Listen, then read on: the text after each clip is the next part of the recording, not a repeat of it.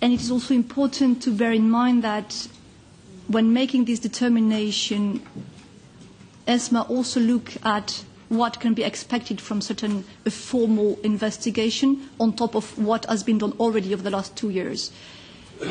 The immediate outcome, if the board were to agree, would be a non-binding recommendation by ESMA. If the Commission were to support this non-binding recommendation, then this could be turned into a binding opinion. But it has to be made very clear, and contrary to what Mr. Balog seems to have understood, in no way could this opinion lead to an individual decision by ESMA at IronFx. The reason being that under Article 17.6, this individual decision can only be taken as far as directly applicable provisions would be in place, which is not the case under the current directive. This is a directive, not a regulation. So a determination on whether to launch or not an investigation has not been made yet. ESMA wanted first to see and assess what actions have been taken by CySEC, how effective they were. This determination will be made before the end of summer. A last word, I want to reassure you that ESMA has always responded to all complaints received, despite the huge number. I mentioned more than 500 complainants, but this resulted in a much bigger amount of correspondence with ESMA. So we have indeed kept complainants informed, although I have to say not every second week, this is true, but at least every 6 months, because supervisory action deserves also a decent time to be put in place and for measures to be assessed. And I'll stop there. Thank you very much for your attention. And I thank you very much for a very clear statement and also for trying to explain the situation and its complexity. It's not at all easy this to understand how it can happen. I have a lot of questions myself, but I would like to invite colleagues to take the floor now. Mr. Papadakis. Ευχαριστώ κύριε Πρόεδρε. Έχω λάβει σχετική πληροφόρηση μετά από τις... Yes, thank you very much, Madam Chairman. There are complaints, we've received complaints obviously from the petitioners, and I have received some information, and we know that at the moment this particular case, these complaints are currently being looked at by the Financial Ombudsman. Obviously this means that the case has not been fully examined in all its detail. If the Financial Ombudsman decides that the petitioners are right, then the company would have to provide compensation. That's the information I have. Thank you. I also add some questions. I think if the EU-wide protection is not sufficient, which is obviously the case, and not only in one case but hundreds, and it seems like ESMA is as popular as the petitions committee in people sending letters. So we have a lot of similarities in that sense. Why is trading through these sort of shady companies even allowed for? That would be a very normal question to raise. My neighbor would raise that kind of question.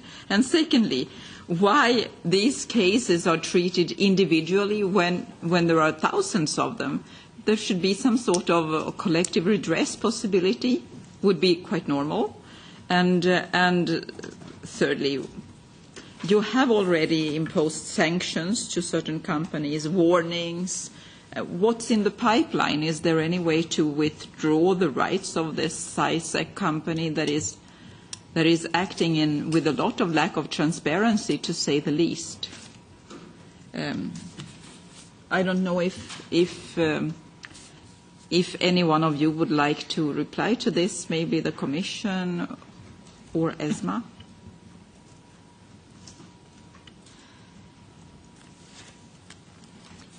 I start? Madam Chair, thank you very much. Thank you for all the various questions. I think we will have to make this a team effort in addressing the various questions. But let me start with the question that you raised with regard to why is trading allowed. And there I probably have to revert to my initial intervention, that this is really up to the national regulator to intervene or to verify if the company that is offering these kind of products is a valid and sound or operation operating within the boundaries of the law. As regards to the individual treatment, the role of the Commission with regard to the transposing of the directive is to verify that the rules have been transposed correctly or accurately by member states, and in this case by Cyprus. The Commission can intervene where it finds that the rules have not been transposed correctly. However, when we look at the nature of the complaints here, they are complaints addressing one investment firm and does not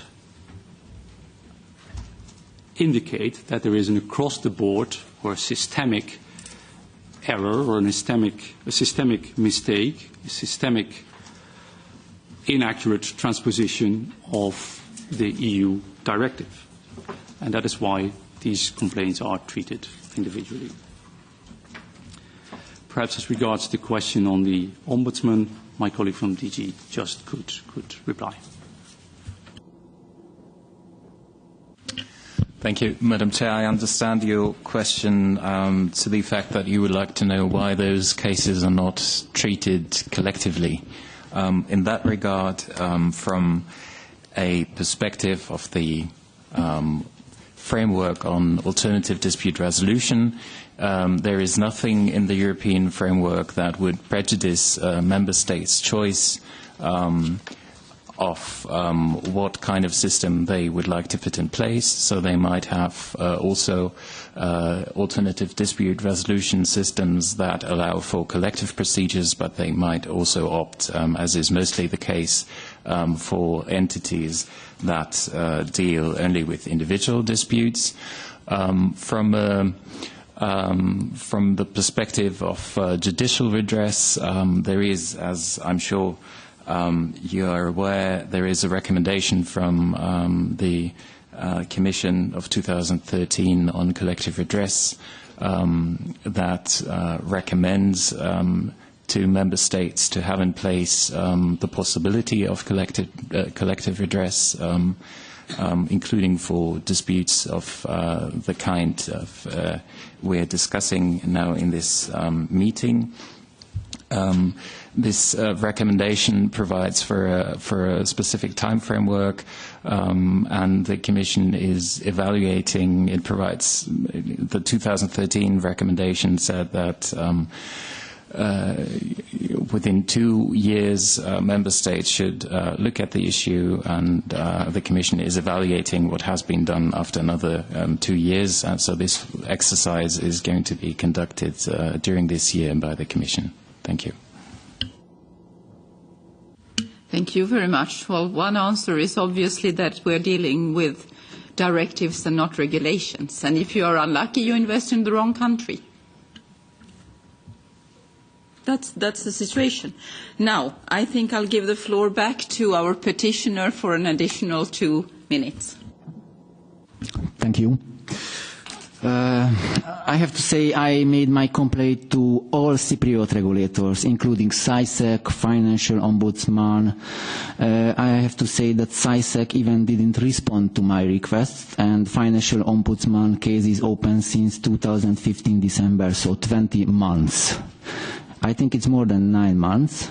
So I think Financial Ombudsman in Cyprus doesn't have any time limit, so this investigation can take forever, since Financial Ombudsman is not an ADR entity, so they don't have to follow this regulation. There is no limit.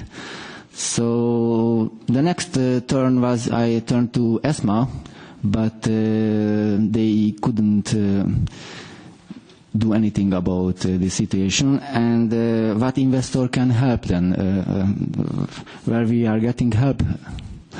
So this is really a difficult situation. I can provide, of course,